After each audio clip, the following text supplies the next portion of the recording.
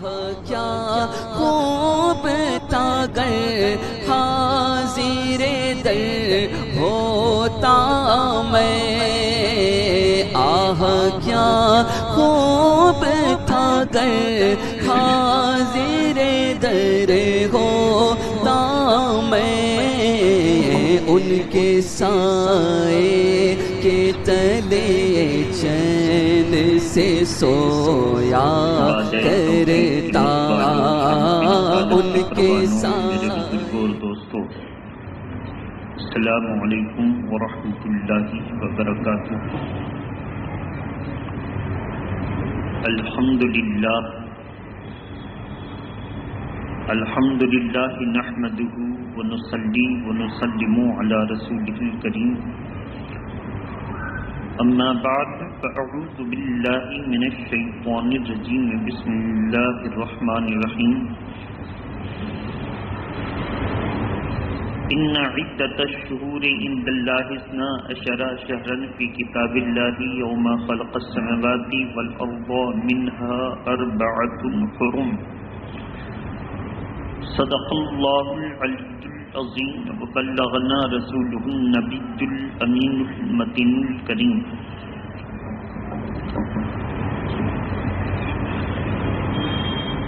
نماز اچھی، حج اچھا، روزہ اچھا، زکوٰۃ اچھی۔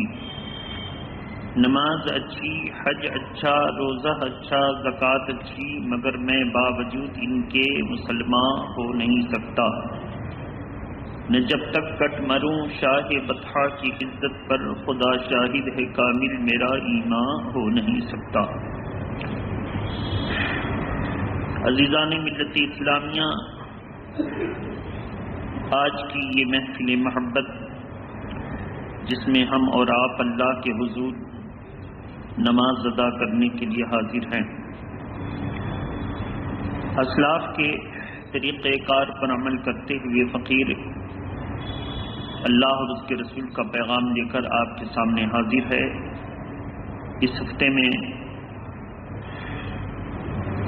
اسلامی قمری نئے سال کی آمد سے متعلق آپ کے سامنے کچھ عرض کرنے کی سعادت حاصل کریں گے۔ ویسے پہلی محرم شریف، پہلی تاریخ کو سرکار عمر فاروق اعظم کی شہادت ہے، اس تعلق سے مزید کچھ کہنا چاہیے تھا۔ ساتھ ہی ہجری نئے سال کی آمد ہے، اس تعلق سے بھی اس پر توجہ کی ضرورت ہے، لہذا وقت میں جو گنجائش ہوگی وہ آپ کے سامنے ہم رکھ سکیں گے۔ ہجری نئے سال سے متعلق آپ حضرات کو سماعت کرنی ہے اور ذہن کے گوشے میں بیٹھانا ہے کہ ہم مسلمان ہیں تو ہمارے ماہ و سال بھی ہمیں اس کی وجہ تسمیہ، اس کے نام رکھنے کی وجہ کب سے یہ شروعات ہوئی، یہ سب جاننا ہم مسلمان کی حیثیت سے ہم کو ضروری ہے۔ محبت کے ساتھ درود شریف پڑھیں۔ اللہم صلی علی سیدنا شفیعنا حبیبنا مولانا محمد وآلہ واصحابہ وبارک وسلم، صلاۃ و سلاما علیک یا رسول اللہ صلی اللہ علیہ وسلم۔ عزیزان ملت اسلامیہ، آج ہم اور آپ 1443 سال اسلامی ماہ و سال کو ہمارے اسلاف سے لے کر آج تک ہم لوگ گزار چکے، یعنی 1443 سال گزر گیا اور 1444 ہم سبوں کا منتظر ہے۔ ہجری سال کے تعلق سے تاریخ ہمیں یہ بتاتی ہے کہ ویسے حضور صلی اللہ تعالی وسلم کے پر دادا کے دادا حضرت کلاب ابن مرہ کے زمانے میں مہینے تو متعین ہو گئے تھے، یعنی محرم، سفر، ربیع الاول، ربیع الثانی، جمادی الاول، جمادی الثانی، رجب، شعبان، رمضان، شوال، ذوالقعدہ، ذوالحج، یہ 12 مہینے متعین تھے، لیکن سال شروع نہیں ہوا تھا۔ اتفاقی طور پہ امیر المومنین سیدنا عمر فاروق اعظم کے خلافت کے زمانہ میں حساب و کتاب ان کو پیش کیا گیا تو اس میں صرف لکھا تھا شعبان. تو سرکار عمر فاروق اعظم نے پوچھا کہ کون سی شعبان، اس سال یا اگلے سال یا اس سے قبل والا، یہ کون سی سال کا حساب و کتاب؟ کہا حضور چونکہ سال ہم لوگوں کا متعین نہیں ہے، مہینہ متعین ہے، تو ہم نے صرف مہینے کا نام لکھ دیا. عمر فاروق اعظم کے دل پر یہ بات اثر کرتی ہے. وہ کہتے ہیں کہ ہم مسلمانوں کا اپنا سال بھی ہونا چاہیے.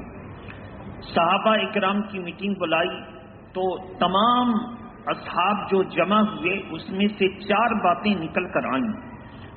کہا کہ سال ہونا چاہیے، لیکن سال کی شروعات کہاں سے ہونی چاہیے؟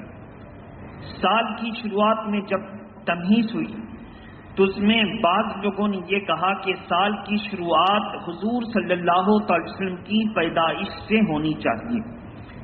ایک قول یہ آیا کہ سال کی شروعات حضور صلی اللہ تعالی علیہ وسلم کے وفات سے، وصال سے ہونا چاہیے. ایک قول یہ آیا کہ سال کی شروعات جو ہے رمضان سے ہونا چاہیے. ایک قول یہ آیا کہ سال کی شروعات حضور صلی اللہ تعالی علیہ وسلم کی ہجرت شریف سے ہونا چاہیے.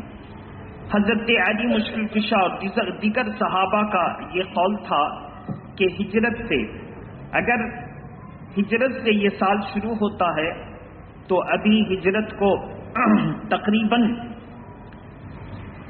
14 سال گزر رہے ہیں، لہذا یہ نیا ہے اور ہجرت ہی سے سال شروع ہونا چاہیے.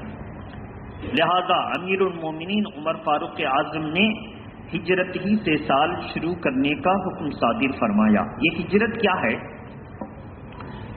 نقل مکانی کرنا،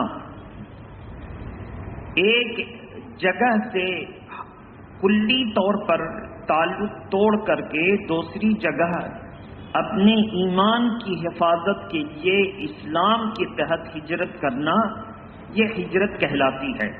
نہیں تو اس کو نقل مکانی کہہ سکتے ہیں، اس کو ایک ملک سے دوسرا ملک جانا یہ کہہ سکتے ہیں، لیکن ایسے شخص کو مہاجر کا نام نہیں دے سکتے. مہاجر وہی ہوگا جو اپنے ایمان کی حفاظت کے لیے ایک جگہ سے دوسری جگہ ہجرت کرے گا. لہذا اللہ کے پیارے نبی صلی اللہ علیہ وسلم کے صحابہ ہجرت کا معاملہ جو ہوا تو مکہ شریف میں کفار و مشرکین نے اسلام کے ماننے والوں پر زندگی اور عرصہ حیات کو تنگ کر دیا. اتنی تکلیفیں پہنچائیں کہ صحابہ اکرام کو ہمارے نبی نے محفوظ مقام پر اپنے ایمان کی حفاظت کے لیے چلے جانے کا حکم عطا فرمایا.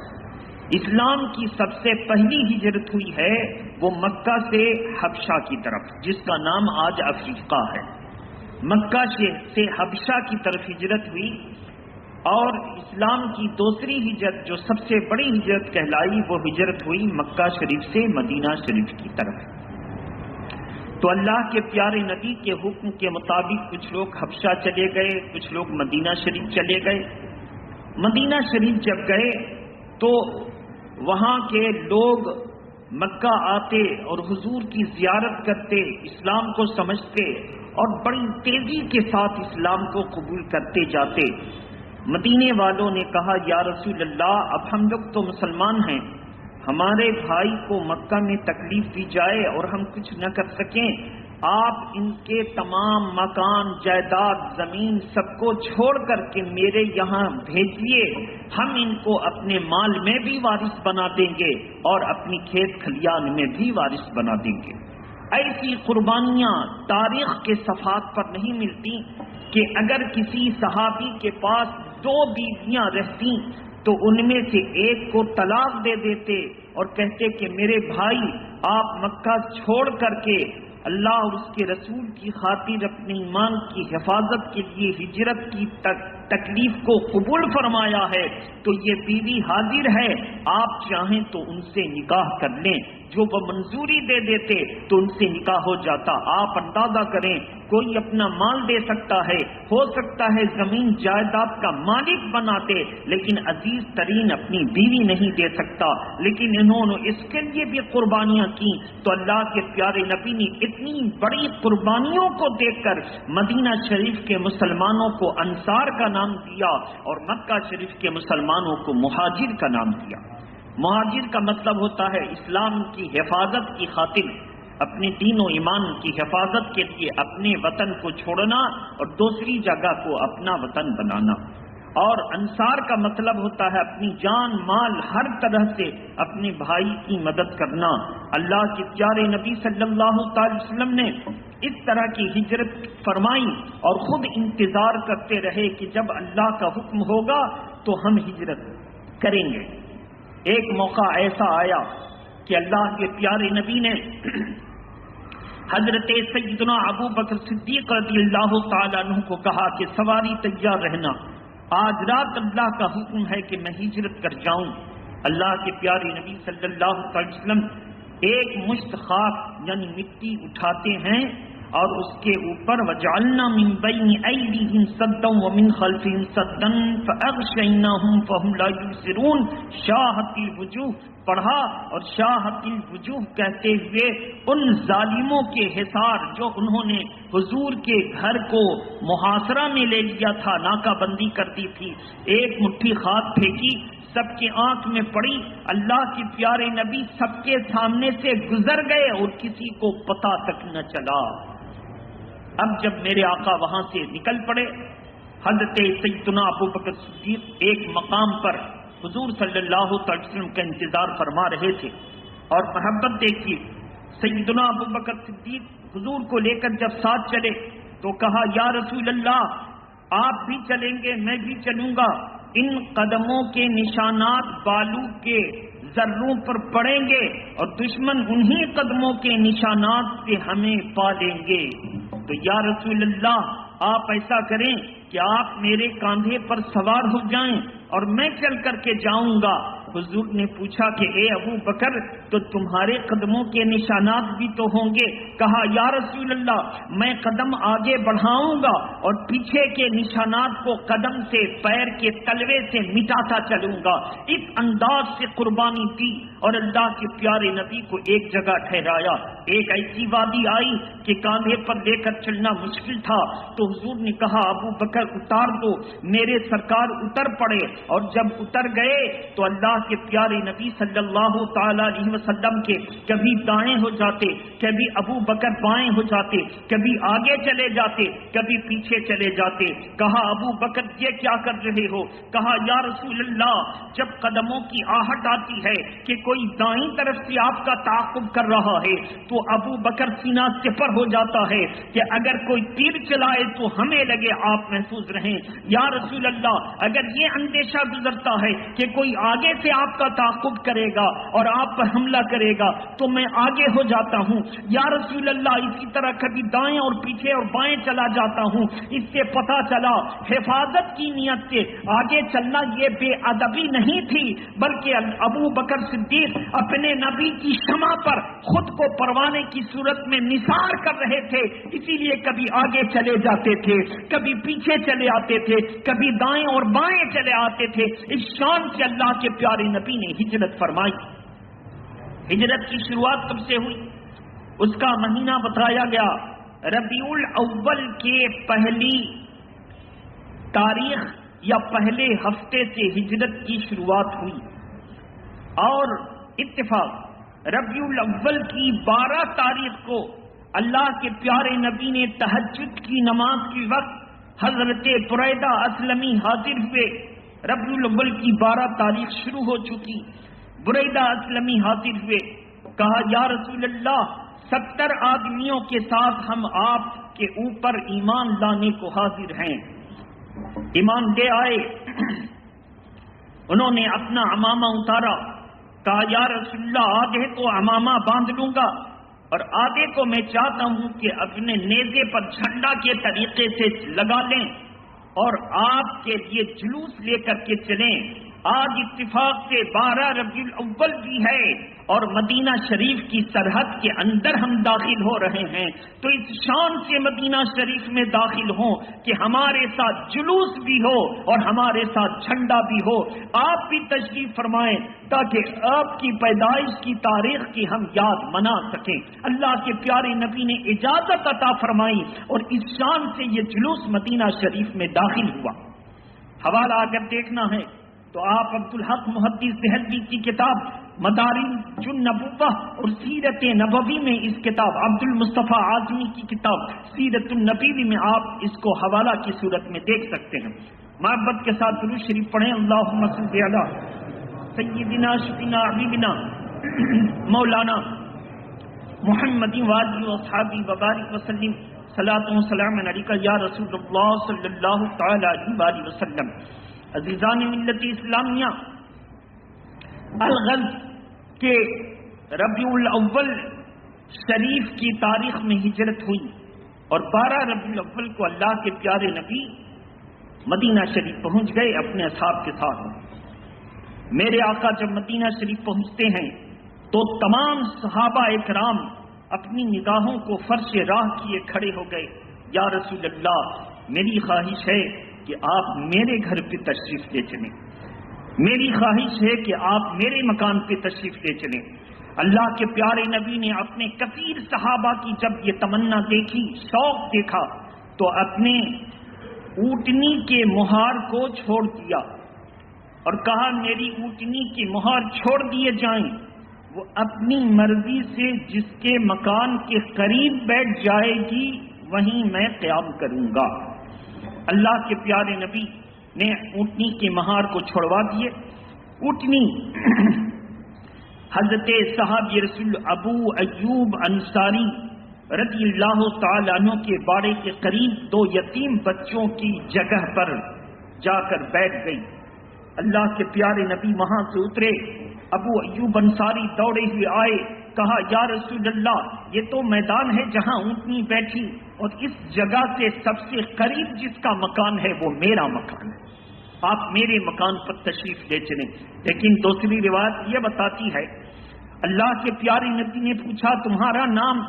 کہا ابو ایوب انصاری۔ ایک روایت میں کہ حضور نے خود ہی پہچانا اور کہا ایوب انصاری، ارے وہ خط تو لاؤ جو میرے لیے بادشاہ نے لکھا تھا، وہ کہاں ہے؟ یاد آیا، دوڑے دوڑے مکان پر گئے اور جا کر کے ایک خوبصورت بکس میں اس میں سے ایک تحریر نکالی اور حضور کی بارگاہ میں حاضر کر دیا۔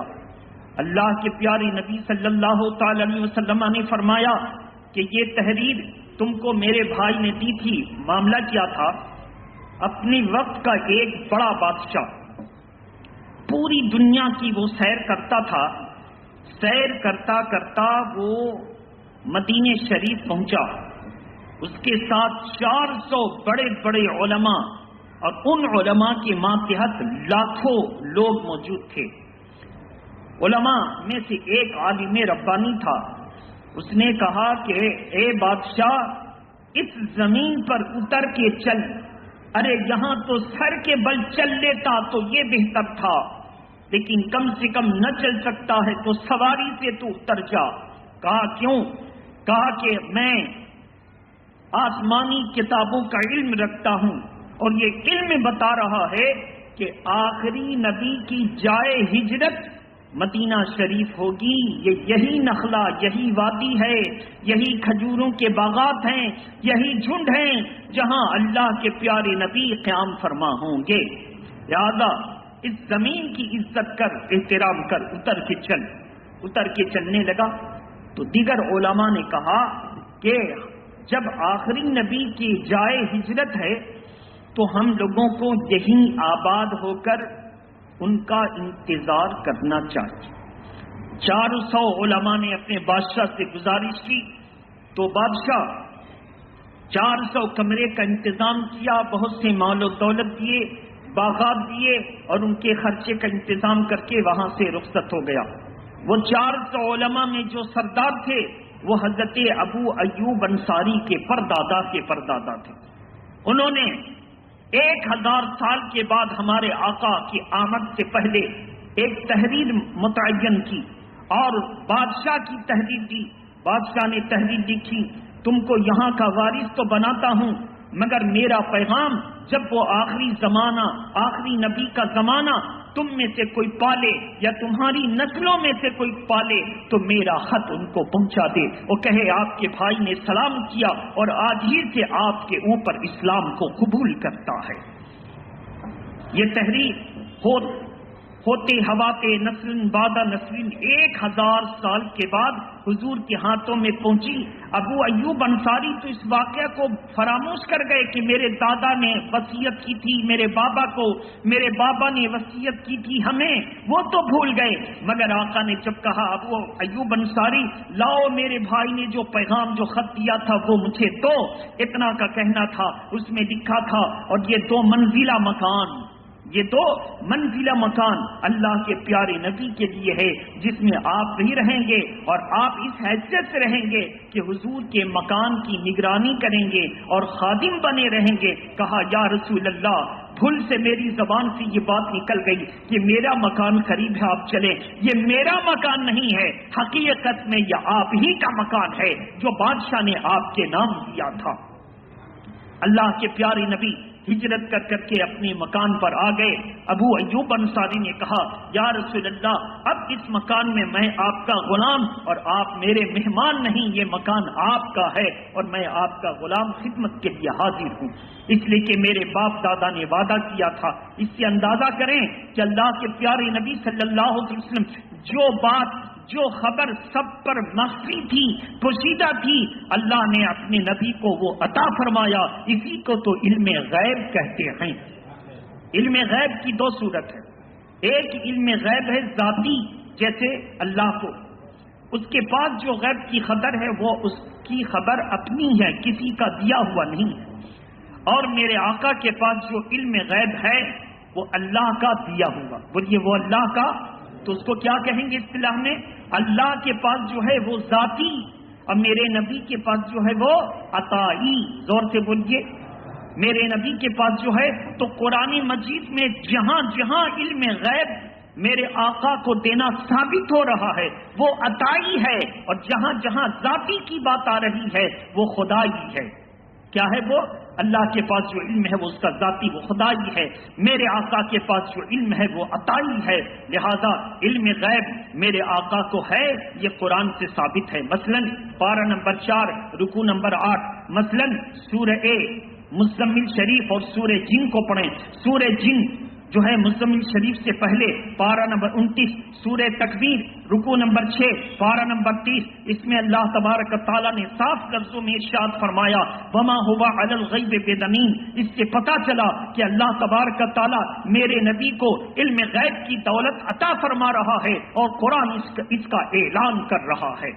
بہرحال میرے محترم بزرگ و دوستو، اللہ کے پیارے نبی کی جب ہجرت ہو گئی، اب اس کے بعد دھیرے دھیرے تمام صحابہ اکرام مدینہ شریف آنے لگے. میرے آقا نے بھائی چارگی نافذ فرمایا، اخوت اسلامی قائم فرمائی. ایک مہاجر بھائی کو ایک انصار بھائی کا اپنا بھائی سے بھی زیادہ حیثیت قرار دے کر بھائی بندی بنا دی اور کہا کہ آنے والا یہ مہاجر فلاں انصار کا بھائی، آنے والا یہ مہاجر فلاں انصار کا بھائی. بھائی بندی ہو گئی. بچے علی، حضرت علی مشکل کشا نے کہا یا رسول اللہ، میرا تو کوئی بھائی نہیں ہوا، ہمارا کسی سے بھائی چارہ کر دیجیے. اللہ کے پیارے نبی نے ارشاد فرمایا علی تم دنیا و آخرت میں میرے بھائی ہو. علی تم دنیا و آخرت میں میرے بھائی ہو. یہ جملہ بھی وہابیوں کے سینے پر تلوار کی طرح مارا. کہا تم دنیا و آخرت میں میرے بھائی ہو، لیکن پوری تاریخ اٹھا کر کے دیکھیں. کہا تم دنیا و آخرت میں میرے بھائی ہو، لیکن ایک موقع بھی ایسا نہیں آیا جو اللہ کے پیارے نبی نے اپنے نبی کو بھائی کہہ کر پکارا. ایک جگہ بھی کوئی دکھا نہیں سکتا کہ علی نے نبی کو بھائی کہہ کر کے پکارا ہو. جب پکارا ہے یا رسول اللہ کہہ کے پکارا ہے، جب پکارا ہے یا حبیب اللہ کہہ کے پکارا ہے. بھائی کہا، نبی اپنے ذات کو جس سے ملا دیں، جو چاہیں حکم دے دیں. لیکن صحابہ اکرام جب بھی اپنے آقا کی شان میں بولتے تھے یا رسول اللہ بولتے تھے، یا رسول اللہ، یا حبیب اللہ شروع کرتے تھے تو کہتے تھے میرے ماں باپ آپ پر قربان. بہرحال تو میرے محترم بزرگ اور دوستو، یہ ہجرت کی تاریخ تھی جو مختصر میں نے آپ کے سامنے رکھی. تو محرم شریف سے شروعات ہوئی. اب مہینہ کہاں سے شروع ہو؟ بعض لوگوں نے کہا کہ ہجرت تو آپ نے متعین کر دی کہ جس تاریخ کو اللہ کے پیارے نبی مدینہ میں پہنچے اس تاریخ سے ہجرت کے مہینے کی شروعات ہوگی. لیکن ربیع الاول پہلے ہو یا محرم، رمضان پہلے ہو یا کیا پہلے ہو؟ تو فرمایا کہ محرم شریف کا مہینہ پہلے ہو. اللہ تبارک تعالیٰ نے قرآن مجید میں ارشاد فرما دیا، پارہ نمبر 12، اللہ تعالیٰ کے ارشاد، ان عدت الشہور عند اللہ 12 شہرا فی کتاب اللہ یوم خلق السماوات والارض منها 4 حرم. ابتدائی دنوں میں اللہ تبارک تعالیٰ نے 12 مہینے بنائے، لیکن ان میں سے سب سے باادب مہینہ، محترم مہینہ، سب سے ادب کیا جانا والا مہینہ ہے اگر وہ تو 4 مہینے ہیں. کتنے مہینے؟ سب سے وہ مہینے جن کے ادب کیے جاتے ہوں، جن کا احترام کیا جاتا ہو، جو مہینے حرام کے. حرام کا 2 معنی، ایک حرام کا معنی کہ اپنے اوپر سے ترک کرنے کا پختہ ارادہ کر لینا، اور ایک حرام کا معنی قابل احترام. جیسے مسجد حرام، تو یہاں پہ ہوگا وہ مسجد جو احترام کے قابل ہے. یہاں بھی محرم شریف کے ساتھ حرام، ذی قعدہ کے ساتھ حرام، ذی الحجہ کے ساتھ حرام، رجب کے ساتھ حرام. یہ 4 مہینے کے ساتھ حرام لگتا ہے. اور اردو میں ہم لوگ کیا کہتے ہیں؟ شریف. اردو میں کیا کہتے ہیں؟ شریف. جیسے کوئی کہے محرم الحرام، تو ہم اردو والے کہیں گے محرم شریف. بہرحال یہ 4 مہینے حرمت والے ہیں. قرآن نے کہا منہا 4 حرم، یہ 4 مہینے ان کا ادب کرو، احترام کرو. اللہ کے پیارے نبی نے فرمایا ایسا احترام کرو کہ جب یہ مہینے اللہ کے حضور حاضر ہوں تو تمہاری نیکیوں کی گواہی دیں، تمہاری نمازوں کی گواہی دیں، قرآن کی تلاوت کی گواہی دیں، نیک اعمال و افعال کی گواہی دیں. لیکن کیا کیجیے گا، شیعوں نے ایسی غارت گری کی، ایسی لوٹ پاٹ کی کہ جو مہینہ حرام کہلاتا، اس میں تمام ناجائز کاموں کا دروازہ کھول دیا. اس میں رونا، پیٹنا، ڈھول، تاشے، باجے، ناچ، گانے، ہر طرح کے خرافات کو امام حسین کی محبت میں انجام دیا جانے لگا. ایک طرف دنیا دیکھ رہی ہے آج کوئی غیر مسلم قرآن نہیں پڑھتا، کوئی غیر مسلم حدیث پاک نہیں پڑھتا، کوئی غیر مسلم بزرگوں کے سوانے کو نہیں پڑھتا.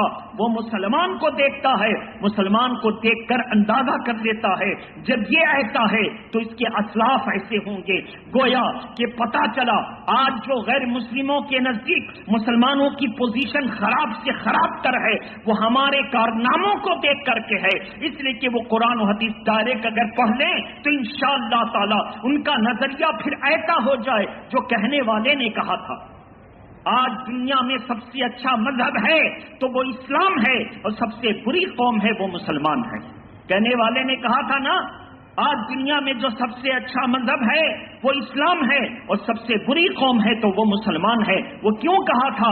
اس نے مسلمان کو تہذیب دیکھی، تمدن دیکھا، طور طریقہ دیکھا اور کہہ دیا. اور قرآن جب پڑھا تو کہا تو اس سے میچ ہوتا ہی نہیں ہے، ملتا ہی نہیں ہے. آج بھی ہو گر ابراہیم سے ایماں پیدا، آج کر سکتی ہے انداز گلستاں پیدا. اپنی روش کو بدلیے. یہ وہ احترام والا مہینہ جس مہینے کا تقاضا یہ ہے کہ ہم اللہ کے حضور اور جھک جائیں، جس مہینے کا تقاضا یہ ہے کہ ہم اللہ کی اور زیادہ بندگی کریں اور زیادہ سے زیادہ شریعت پر چلیں. جو ماں بہنیں روزے کی نیت کرتی ہوں تو سحری کا آخری وقت، کیوں میں کہہ رہا ہوں، 1 محرم شریف سے 10ویں محرم تک ہر طرح کے خرافات، نعرہ بدی، بیک اگر اپنے بچوں کو باندھنے کا ارادہ کر لیا تو ان سب کو امام حسین کے نام پر پٹک دیجئے اور جا کر قبرستان میں دفن کر دیجئے، اور نیت کیجئے کہ ہم امام حسین کی یاد میں اگر منت بھی مانیں گے تو شرعی منت مانیں گے۔ کون سی منت؟ اور ایسے منت کیجئے، اے امام حسین، میں نے اپنے بچے کو نادانی اور جہالت میں نعرہ بدی اور پیک باندھنے کی جو منت مان لی، ان سب کو میں نے پٹک دیا، یہ بری رسمیں ہیں۔ میرے آقا نے حجۃ الوداع کے موقع پر کہا تھا، جتنے جاہلیت کے رسمیں ہیں میں پیروں تلے روندتا ہوں۔ یا رسول اللہ، آپ نے جس کو پیروں تلے روند دیا ہو، میں اس کو گلے کیسے لگا سکتی ہوں یا گلے کیسے لگا سکتا ہوں؟ یا رسول اللہ، تو اب نعرہ بندی، پیک، ڈھول باجے تاشے اور امام باڑوں پر جا کر فاتحہ کراؤں گی نہیں، بلکہ اپنے گھر میں انتظام کروں گی، اور 1 محرم سے 10 محرم تک روزہ رکھوں گی اللہ کے لیے، اور ثواب بھیجوں گی امام پاک کو۔ روزہ کس کے لیے؟ روزہ کس کے لیے؟ روزہ اللہ کے لیے۔ ہر عبادت، خواہ وہ نفلی ہو یا وجوب کا ہو یا فرضی ہو، وہ سب اللہ کے لیے۔ روزہ رکھوں گی اللہ کے لیے، اور اس کا ثواب امام عالی مقام کو۔ اب آپ اندازہ کریں، یہ کروڑوں کروڑ عورتیں، مرد جب روزہ رکھیں اللہ کے لیے اور سب ثواب امام حسین کے نام سے جائے گا، تو یہ فلاں محلے کا امام حسین کے نام سے، یہ فلاں گھر کی طرف سے امام حسین کے نام سے۔ یاد رکھیے قرآن کے ارشاد، حل جزاء الاحسان الا الاحسان، احسان کا بدلہ تو احسان ہی سے ہے۔ امام حسین دیکھیں گے یہ حسن بھیج رہا ہے، یہ خوبی بھیج رہا ہے، یہ نیکیاں بھیج رہا ہے۔ امام حسین کی نظر جس بھیجنے والے کے گھر پر پڑ جائے گی، انشاءاللہ اس کی دنیا بھی سنور جائے گی، آخرت بھی سنور جائے گی۔ ہم لوگ اتنا اچھا طریقہ چھوڑ کر کے جس کو میرے آقا نے پیروں تلے روند دیا اس پر عمل کریں۔ اس لیے اگر ناجائز کام کے لیے جس کو آقا نے کہہ دیا کہ یہ ناجائز ہے، اس کام کے لیے اگر کوئی چندہ دھندہ کرے تو آپ ناجائز کام کے لیے چندہ نہیں دیں گے۔ اپنے گھر میں انتظام کریں، اپنے گھر میں نظر و نیاز کریں۔ 10ویں محرم 9ویں محرم کو امام حسین کے نام سے اپنے گھر میں جو پکوان پکانا ہے وہ پکائیں، وہ بڑی محبت سے اپنے بال بچے دوست اعزاء اقارب کے ساتھ کھائیں، اور تبرکات کا احترام کریں۔ وہ زمین پر نہ آئے، اس لیے کہ وہ امام عالی مقام سے نسبت وہ تبرکات رکھتے ہیں۔ اللہ تعالی ہماری اور آپ کی حاضری کو قبول فرمائے۔ وآخر دعوانا الحمدللہ رب العالمین۔ السلام علیکم۔